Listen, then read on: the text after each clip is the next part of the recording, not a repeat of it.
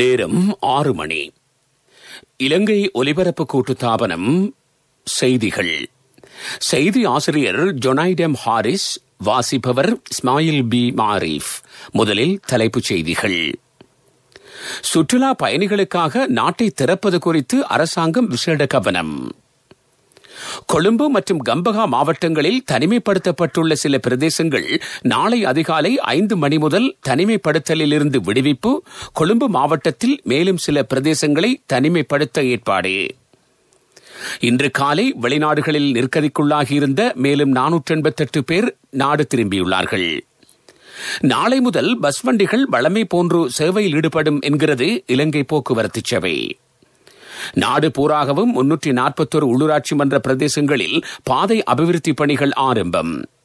பிரித்தானிய அரசாங்கத்தினால் தடுப்பூசிகளுக்கான அமைச்சர் நியமனம். சுற்றுலா பயணிகளுக்காக நாட்டை விரைவில் திறப்பது குறித்து அரசாங்கம் கவனம் செலுத்தியுள்ளது.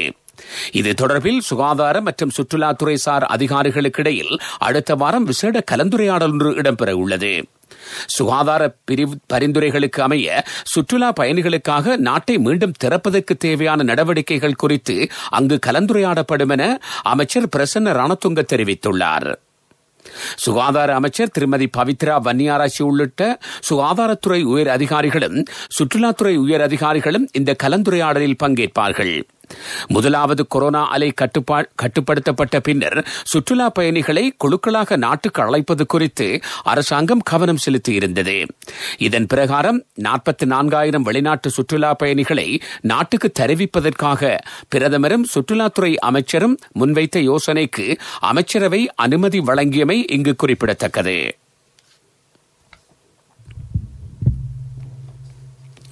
கொழும்பு மற்றும் கம்பஹா மாவட்டங்களில் தற்போது தனிமைப்படுத்தப்பட்டுள்ள சில பிரதேசங்கள் நாளை காலை 5 மணி முதல் தனிமைப்படுத்தலில் இருந்து விடுவிக்கப்படும் என்று COVID-19 வைரஸை தடுப்பதற்கான தேசிய செயற்பாட்டு மையம் அறிவித்துள்ளது. கொழும்பு மாவட்டத்தில் மட்டக்குழி, புறக்கோட்டை மற்றும் கரையோர போலீஸ் பிரிவுகள் தனிமைப்படுத்தலில் இருந்து விடுவிக்கப்படும். ஆயினும் மோதரை, புளுமெண்டால், கொட்டாஞ்சேனை, கிராண்ட் பாஸ், ஆட்டுப்பட்டி தெரு, கெசல்வத்த, மாளிகாவத்த, டெமட்டகொட, மருதானை ஆகிய போலீஸ் பிரிவுகள் தொடர்ந்தும் தனிமைப்படுத்தப்பட்டிருக்கும். கொம்பனி தெரு போலீஸ் பிரிவில் வேக்கந்த கிராம சேவகர் பிரிவும் பொரலை போலீஸ் பிரிவில் வனாத்தமுள்ள கிராம சேவகர் பிரிவும் தொடர்ந்தும் தனிமைப்படுத்தப்படும். கொழும்பு மாவட்டத்தில் நாளை காலை 5 மணி முதல் சில பிரதேசங்கள் தனிமைப்படுத்தப்படும். மட்டக்குழி போலீஸ் பிரிவில் ரந்திய உயன வீட்டு தொகுதி, பெர்குசன் பாதையில் தெற்கு பகுதி, வெள்ளம்பிட்டி போலீஸ் பிரிவில் லக்சித்த செவன வீடமைப்பு தொகுதி, சாலமுல்ல மற்றும் விஜயபுர கிராம சேவகர் பிரிவுகள் என்பன இவ்வாறு தனிமைப்படுத்தப்படும். கம்பஹா மாவட்டத்தில் நீர்கொழும்பு மற்றும் ராகம பிரதேசங்கள் அதிகாலை 5 மணிக்கு தனிமைப்படுத்தலில் இருந்து விடுவிக்கப்படும். எனினும் வத்தளை, பாலியகொட, கள்ளனி ஆகிய பிரதேசங்கள் தொடர்ந்தும் தனிமைப்படுத்தப்பட்டிருக்கும். நாட்டின் ஏனைய பகுதிகளில் தனிமைப்படுத்தப்பட்டுள்ள பிரதேசங்கள் மறு அறிவித்தல் வரை தொடர்ந்தும் தனிமைப்படுத்தப்பட்டிருக்கும் என்று COVID-19 வைரஸை கட்டுப்படுத்துவதற்கான தேசிய செயற்பாட்டு மையம் அறிவித்துள்ளது. இதேவேளை தம்புள்ள கல்வி வலயத்துக்குட்பட்ட அனைத்து பாடசாலைகளும் நாளை முதல் 1 வார காலத்துக்கு மூடப்படும் என்று தம்புள்ளை நகர முதல்வர் ஜாலிய ஓபாத்த தெரிவித்துள்ளார்.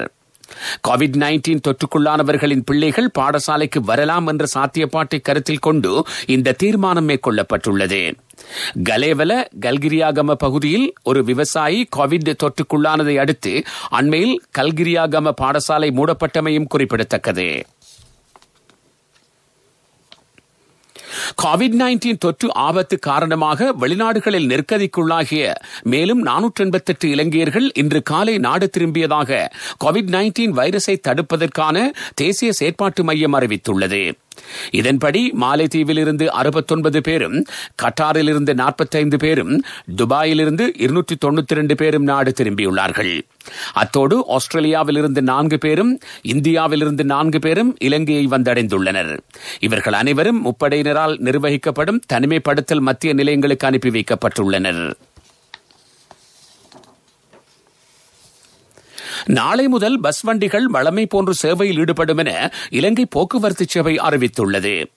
பாடசாலைகள் மீண்டும் திறக்கப்பட்டதை தொடர்ந்து போதிய அளவு பஸ் வண்டிகள் சேவையில் ஈடுபடவில்லை என்ற விடயத்தை கவனத்தில் கொண்டு இந்த தீர்மானம் மேற்கொள்ளப்பட்டிருப்பதாக சபையின் தலைவர் கிங்ஸ்லி ரணவக்க தெரிவித்துள்ளார்.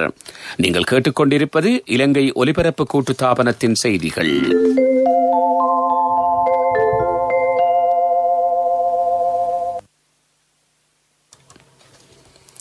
கொரோனா தொற்றுக்குள்ளான ஒரு தாய் கொழும்பில் உள்ள தனியார் வைத்தியசாலை ஒன்றில் ஆரோக்கியமான குழந்தை ஒன்றை பிரசவித்துள்ளார். வத்தளை ஹெந்தல பிரதேசத்தைச் சேர்ந்த 32 வயதுடைய இந்த தாய் இந்த வைத்தியசாலையில் சிகிச்சைக்காக அனுமதிக்கப்பட்ட நிலையில் குழந்தை பிறந்துள்ளது. சில நாட்களுக்கு முன்னர் வத்தளை சுகாதார வைத்திய அதிகாரி அலுவலகத்தினால் மேற்கொள்ளப்பட்ட PCR பரிசோதனையில் இவருக்கு கொரோனா தொற்றிய விடயம் தெரிய வந்தது. தற்போது இந்த தாய் தொடர்ந்தும் சிகிச்சை பெற்று வருவதாக வத்தளை சுகாதார வைத்திய உத்தியோகத்தர் யு அசிந்தா தெரிவித்துள்ளார். இதேவேளை கொரோனா தொற்றிய சிங்கப்பூர் பெண்ணுக்கு பிறந்த குழந்தையும் ஆரோக்கியமாக இருப்பதாக அங்கிருந்து வரும் செய்திகள் தெரிவிக்கின்றன. இந்த குழந்தை நோக்கி எதிரான சக்தியை கொண்டிருப்பதாக கூறப்படுகிறது. கடந்த மார்ச் மாதம் கொரோனா தொற்றுக்குள்ளான நிலையில் கர்ப்பம் தரித்த செலைன் என்ஜி ஷான் என்ற பெண்ணே இவ்வாறு ஆரோக்கியமான குழந்தையை பெற்றெடுத்துள்ளார். இதன்படி தாயிலிருந்து குழந்தைக்கு கோவிட் தொற்று ஏற்படும் சாத்தியம் உள்ளது என்ற விடயம் கேள்விக்குறியாகி இருக்கிறது. இன்று காலை 10 மணியுடன் நிறைவடைந்த 24 மணித்தியாலங்களில் மேலும் 346 பேர் கோவிட் தொற்றிலிருந்து குணமடைந்திருப்பதாக சுகாதார அமைச்சின் தொற்று நோயியல் பிரிவு தெரிவித்துள்ளது. இவர்களில் பெரும்பாலானோர் பிரெண்டிக்ஸ் ஆடை தொழிற்சாலை கொத்தனையைச் சேர்ந்தவர்கள். இதன்படி குணமடைந்தவர்களின் எண்ணிக்கை 17,002 அதிகரித்துள்ளது. இந்த காலப்பகுதிக்குள் மேலும் 487 தொற்றாளர்கள் அடையாளம் காணப்பட்டனர். இவர்கள் அனைவரும் பாலியகொட மீன் சந்தை கொத்தனையுடன் தொடர்புபட்டவர்கள். இதுவரை மொத்தம் 22,988 பேர் தொற்றாளர்களாக அடையாளம் காணப்பட்டுள்ளார்கள். 5,877 பேர் தொடர்ந்தும் சிகிச்சை பெற்று வருகின்றனர். இதுவரை 109 கோவிட் மரணங்கள் பதிவாகியுள்ளன. முழு நோன்மதி தினத்தை முன்னிட்டு நாடு பூராகவும் உள்ள விகாரைகளில் பல்வேறு பிங்கம நிகழ்வுகள் இடம்பெற்றன. இலங்கை வானொலியின் தர்ம யாத்திரை நேரடி நிகழ்ச்சி வாத்துவ மொரந்துடுவ குடாகோணதுவ உத்தர வேத்யாராம விகாரையில் இடம்பெறுகிறது. பிரிதுபதேசம் இரவு 9:30 தொடக்கம் நாளை அதிகாலை 4:15 வரை சிங்கள தேசிய சேவையில் ஒலிபரப்பப்படும். பிரதமர் மஹிந்த ராஜபக்சவின் எண்ணக்கருவுக்கு அமைய முழு நோன்மதி தினங்களில் நடத்தப்படும் தர்ம உபதேச தொடரின் 204வது உபதேசம் கொழும்பு விஜயராம மாவட்டத்தில் அமைந்துள்ள பிரதமரின் உத்தியோகபூர்வ இல்லத்தில் இன்று இடம்பெற்றது. கொழும்பு ஸ்ரீ சம்போதி விகாராதிபதி சங்கைக்குரிய பொரலந்தே வஜ்ரஞான தேரர் தர்ம உபதேசம் நிகழ்த்தினார். தற்போதைய கொரோனா ஆபத்து நிலைமையை கருத்தில் கொண்டு பிரதமரின் குடும்பத்தினர் மாத்திரம் இந்த உபதேசத்தில் பங்கேற்றனர். இதேவேளை வரலாற்று சிறப்புமிக்க ரொஹுணு கதிர்காமம் தேவாலயத்தின் வருடாந்த பெரஹர உற்சவம் இன்று இரவு இடம்பெறும்.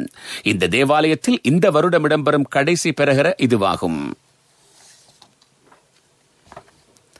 ராணுவ தளபதி லெப்டினன்ட் ஜெனரல் ஷவேந்திர சில்வா இன்று காலை வரலாற்று சிறப்புமிக்க கதிர்காமம் தேவாலயத்துக்கு சென்று மத வழிபாடுகளில் ஈடுபட்டார். முதலில் கிரிவிஹாரைக்கு சென்று வழிபட்ட அவர் கதிர்காம ஆலயத்தில் இடம்பெற்ற பூஜை வழிபாடுகளிலும் பங்கேற்றார். இதேவேளை ஓப்பநாயக்க பொல்வத்தஹேன ஸ்ரீ அபிநவாராம விகாராதிபதி சங்கைக்குரிய பிபிலேகம சுமனசார தேரரின் மறைவு குறித்து பிரதமர் மஹிந்த ராஜபக்ச அனுதாபம் வெளியிட்டுள்ளார். 64 வயதுடைய இந்த சங்கைக்குரிய தேரர் புத்த சாசனத்திற்காக அளப்பெரும் சேவை ஆற்றியிருப்பதாக பிரதமர் சுட்டிக்காட்டியுள்ளார். இந்தியாவின் தம்பதிவ மத்திய பிரதேசத்தில் சாஞ்சி சேத்தியகிரி விகாரையில் புனித பத்தாவ் கண்காட்சி ஆரம்பமாகியுள்ளது. 68வது தடவையாக ஒழுங்குபடுத்தப்பட்டுள்ள இந்த கண்காட்சி சுகாதார நடைமுறைகளை பேணி இடம்பெறுகிறது.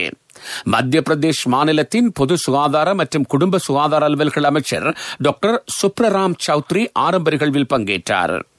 இந்த கண்காட்சியை சுகாதார முறைப்படி ஒழுங்கு செய்தமைக்காக அவர் ஸ்ரீலங்கா மகாபோதி சங்கத்துக்கு நன்றி தெரிவித்துள்ளார்.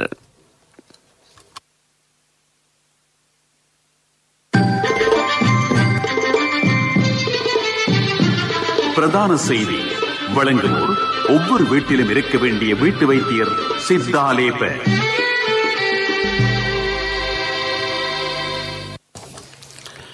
341 உள்ளூராட்சி மன்றங்களுக்குட்பட்ட பிரதேசங்களில் 341 பாதைகளை அபிவிருத்தி செய்யும் பணி இன்று ஆரம்பமானது.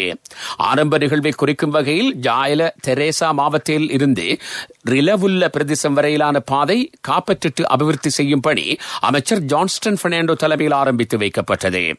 ஜாயல பிரதேச சபைக்குட்பட்ட மேலும் பல பாதைகளை அபிவிருத்தி செய்யும் பணிகளும் இன்று ஆரம்பித்து வைக்கப்பட்டன. இதற்காக 8,73,00,000 ரூபாய் செலவிடப்படும்.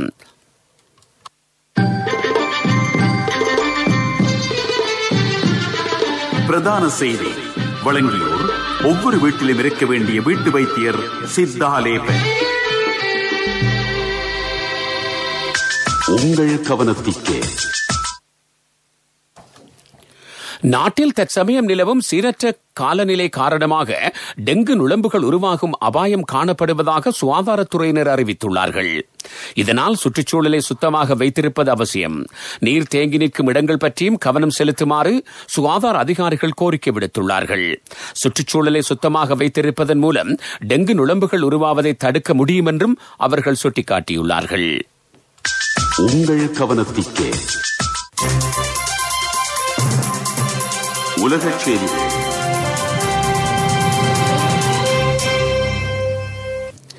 பிரித்தானிய அரசாங்கம் தடுப்பூசிகளுக்கான அமைச்சர் ஒருவரை நியமித்துள்ளது. கொரோனா வைரசுக்கு எதிராக மில்லியன் கணக்கான மக்களுக்கு தடுப்பூசி ஏற்ற அரசாங்கம் தயாராகி வரும் நிலையில் பிரதமர் போரிஸ் ஜான்சன் கன்சர்வேட்டிவ் கட்சி பாராளுமன்ற உறுப்பினர் நதீம் சஹாவியை இதற்காக நியமித்துள்ளார். பிரித்தானிய மருந்தாக்க ஒழுங்குபடுத்தல் நிறுவனம் தற்போது 2 தடுப்பூசிகளை ஆராய்ந்து வருகிறது. ஃபைசர் நிறுவனமும் பயோஎன்டெக் நிறுவனமும் சேர்ந்து ஒரு தடுப்பூசியை தயாரித்துள்ளன. ஆக்ஸ்போர்ட் பல்கலைக்கழகமும் ஆஸ்ட்ராசெனகா நிறுவனமும் மற்றொரு தடுப்பூசியை தயாரித்துள்ளன. இவ்விரு தரப்புகளிடமிருந்தும் 140 மில்லியன் தடுப்பூசிகளை பிரித்தானியா கொள்வனவு செய்ய திட்டமிட்டுள்ளது. எத்தியோப்பியாவின் டிக்ரே பிராந்தியத்தில் இருந்து ஏவப்பட்ட ராக்கெட்டுகள் எரித்ரியா தலைநகர் மீது விழுந்திருப்பதாக ராஜதந்திரிகள் தெரிவித்துள்ளார்கள். நகரில் 6 வெடிப்புச் சத்தங்கள் கேட்டதாக அஸ்மரா நகரில் உள்ள அமெரிக்க தூதரகம் தெரிவித்துள்ளது. டிக்ரே பிராந்தியத்தின் ஆளும் தரப்பான டிக்ரே மக்கள் விடுதலை முன்னணிக்கு எதிரான தமது ராணுவ நடவடிக்கை வெற்றி பெற்றிருப்பதாக எத்தியோப்பிய பிரதமர் அபி அகமது கருத்து வெளியிட்டு சில மணித்தியாலங்களில் இந்த ராக்கெட்டுகள் ஏவப்பட்டுள்ளன. தமக்கு எதிரான ராணுவ நடவடிக்கைக்காக எத்தியோப்பிய அரசாங்கம் எரித்ரியாவை சேர்த்துக் கொண்டதால் தாம் இந்த தாக்குதல்களை மேற்கொண்டதாக டிக்ரே மக்கள் விடுதலை முன்னணி தெரிவித்துள்ளது. அபிவிருத்தி செய்திகள்.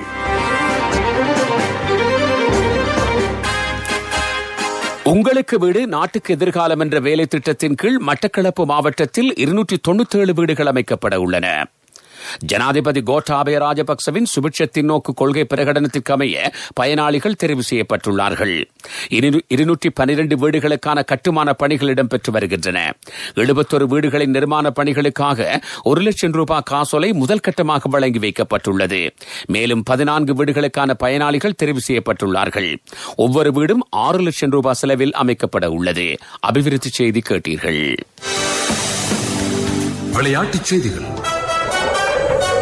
LPL 2020 கிரிக்கெட் போட்டித் தொடரின் உத்தியோகபூர்வ ஒலிபரப்பாளர் இலங்கை ஒலிபரப்பு கூட்டுத்தாபனம். லங்கா பிரீமியர் லீக் கிரிக்கெட் தொடரின் 5ஆம் 6ஆம் போட்டிகள் நாளை அம்பாந்தோட்டை மஹிந்த ராஜபக்ச மைதானத்தில் இடம்பெறும். தம்புள்ளை மற்றும் யாழ்ப்பாணம் அணிகளுக்கு இடையிலான போட்டி பிற்பகல் 3:30 ஆரம்பமாகும். காலி மற்றும் கண்டி அணிகளுக்கு இடையிலான போட்டி இரவு 8 மணிக்கு ஆரம்பமாக உள்ளது. விளையாட்டுச் செய்திகள். LPL 2020 கிரிக்கெட் போட்டித் தொடரின் உத்தியோகபூர்வ ஒலிபரப்பாளர் இலங்கை ஒலிபரப்பு கூட்டுத்தாபனம். வர்த்தக செய்தி.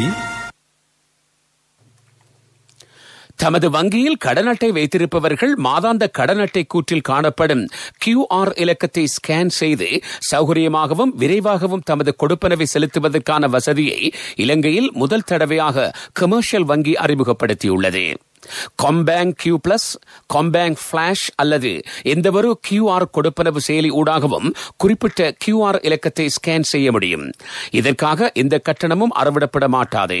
கொடுப்பனவு தொடர்பான விவரம் உடனே SMS ஊடாக அல்லது மின்னஞ்சலூடாக வாடிக்கையாளர்களுக்கு அறிவிக்கப்படும். பொருளாதார செய்திகள். அனுசரணை இப்போதான் சந்தோஷமா பள்ளிக்கூடம் போறாள். எல்லாம் நீங்கள் சைக்கிள் வாங்கி கொடுத்ததால. LOLC கிரெடிட் கார்டு இருந்ததால நினைச்ச உடனே வாங்கி கொடுக்க கூடியதா இருந்துச்சு. LOLC ஃபைனான்ஸ் கடன் அட்டை உங்களை மேலும் உயர்த்திட. கடன் கொடுக்கல் வாங்கல்காரர்களுக்கு தமது விண்ணப்ப படிவங்களை ஒப்படைப்பதற்காக வழங்கப்பட்டிருந்த காலம் டிசம்பர் 10 வரை நீடிக்கப்பட்டிருப்பதாக மத்திய வங்கி அறிவித்துள்ளது. கடன் நிவாரண திட்டத்தின் கீழ் கடன் நிவாரணத்தை பெறுவதற்கு தகுதியானவர்கள் இதற்காக தெரிவு செய்யப்படுவார்கள். நிதி நிறுவனங்கள் இந்த கடனுதவியை வழங்க உள்ளன. அண்ணா 31க்கு நீங்க மகளுக்கு தங்கம் வாங்குவீங்கன்னு நான் எதிர்பார்க்க இல்ல. எந்த தங்கத்துக்கு தங்கம் கொடுக்க முடிஞ்சது எந்த LOLC கிரெடிட் கார்டு இருந்ததால. LOLC ஃபைனான்ஸ் கடன் அட்டை உங்களை மேலும் உயர்த்திட. காலநிலை அறிக்கை. வங்காள விரிகுடாவின் தென்கிழக்கில் குறைந்த காற்றழுத்த மண்டலம் உருவாகியிருக்கிறது. இது அடுத்து வரும் 48 மணித்தியாலங்களில் தாளமுகமாக தீவிரம் பெறலாம். இந்த மண்டலம் வடக்கு கரையோரத்தின் மேற்கு பகுதி நோக்கி நகரக்கூடும்.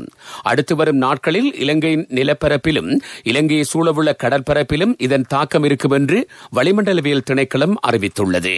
காலநிலை அறிக்கை கேட்டீர்கள். இனி மீண்டும் தலைப்புச் செய்திகள். சுற்றுலா பயணிகளுக்காக நாட்டை திறப்பது குறித்து அரசாங்கம் விசேட கவனம். கொழும்பு மற்றும் கம்பகா மாவட்டங்களில் தனிமைப்படுத்தப்பட்டுள்ள சில பிரதேசங்கள் நாளை அதிகாலை 5 மணி முதல் தனிமைப்படுத்தலில் இருந்து விடுவிப்பு. கொழும்பு மாவட்டத்தில் மேலும் சில பிரதேசங்களை தனிமைப்படுத்த ஏற்பாடு. இன்று காலை வெளிநாடுகளில் நிற்கதிக்குள்ளாகியிருந்த மேலும் 488 பேர் நாட்டுக்கு வருகை. நாளை முதல் பஸ் வண்டிகள் வழமை போன்று சேவையில் ஈடுபடும் என்கிறது இலங்கை போக்குவரத்து சேவை. நாடு பூராகவும் 341 உள்ளூராட்சி மன்ற பிரதேசங்களில் பாதை அபிவிருத்தி பணிகள் ஆரம்பம். பிரித்தானிய அரசாங்கத்தினால் தடுப்பூசிகளுக்கான அமைச்சர் நியமனம். இத்துடன் செய்திகள் முடிவடைந்தன.